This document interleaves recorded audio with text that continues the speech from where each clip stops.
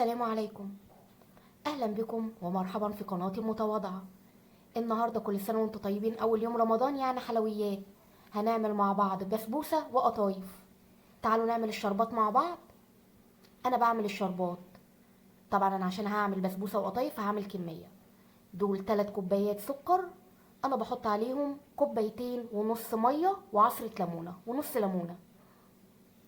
ده معياري لاي نوع حلويات. انا لا بعمل شربات خفيف ولا شربات تقيل، انا بعمل بيه جميع الحلويات. نحطها على النار. هنعمل البسبوسه مع بعض. ده كيس بسبوسه، عليه علبه زبادي ونص كوبايه ميه، او قد علبه الزبادي، شويه ميه قد علبه الزبادي، وطحينه وسمنه. وتعالي نشوف هنعمل ايه مع بعض. هنفرغ محتوى البسبوسه في قلب البوله، وهنجهز الصينيه بتاعتنا بحته سمنه وطحينه، وندهن الصينيه بتاعتنا اللي هنعمل فيها البسبوسه. هنحط معلقتين بسبوسه محترمين كبار، عشان خاطر نقلبهم في البسبوسه مع شويه طحينه، ونغلف دقيق السميد بتاع البسبوسه.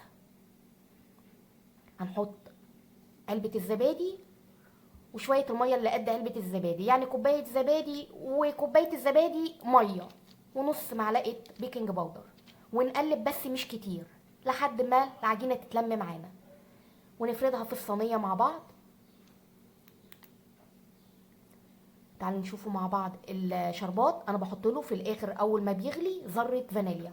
نخبط صينيه البسبوسه خبطتين عشان خاطر البسبوسه تبقى متماسكه معانا، ونزينها بسوداني، ونضغط على السوداني كويس عشان خاطر لما تستوي ما تعومش على الوش. هنعمل مع بعض القطايف نحشيها ببلح وسوداني، وهنعمل برضو شويه محشيين جوز هند على زبيب وبرضو سوداني. موضوع سهل خالص مفيهوش اي حاجه. نحط بلحه شويه سوداني ونقفل كويس ونضغط. ده اخويا على فكره، تسلم ايدك يا حبيبي، كان بيرخم. نحشي كام واحده برضو جوز هند على زبيب على سوداني، ونخلص الكميه كلها مع بعض. وكده الحلويات بتاعتنا جاهزه. ندخل بقى البسبوسه الفرن. انا بحطها في ارضيه الفرن لحد ما تحمر من تحت، وبعد كده بطلعها على الشوايه. كده لما طلعت من الفرن نسقيها شربات. كان الشربات ده دافي مش سخن يا جماعه.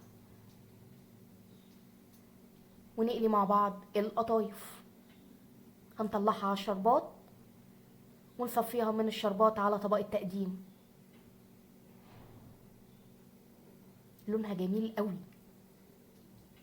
وكده كانت حلويات اول يوم رمضان. كل سنه وانتم طيبين. تعالوا نقطع مع بعض البسبوسه، ريحتها تجنن وطالعه متماسكه وجميله.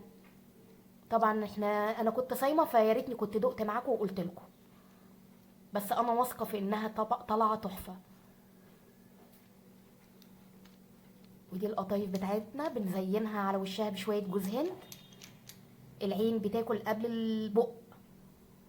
كل سنه وانتم طيبين. يا رب الفيديو يكون عجبكم، ويجعلوا رمضان كريم على الامه الاسلاميه اجمعين يا رب العالمين. السلام عليكم.